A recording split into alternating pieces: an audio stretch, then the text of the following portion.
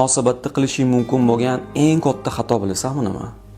Erkak kishini munosabatga kirib kelgandagi xatti-harakatlarini, ya'ni seni oldingda girdikapalik bo'lishi, seni sog'ingani, seni sevishini etishini, keyinchalik bu xatti-harakatlar yo'q bo'lib ketganidan keyin ayb menda deb o'ylashingdi.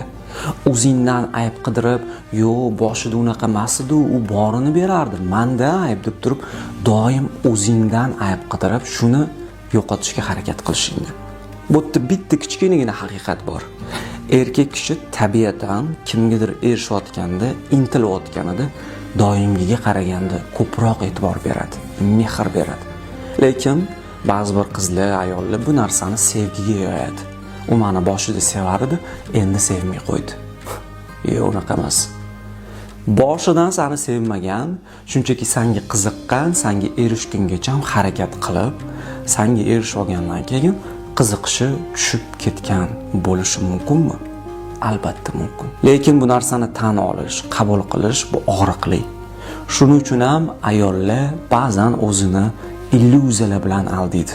Doim o'zidan ayb qidiradi, ayb menda deydi, yo'q, uni qaytaraman, hali hammasi yaxshi bo'ladi deydi. Lekin achchiq haqiqat shundaki, erkak kishi sevsa, u faqat boshida sevmaydi.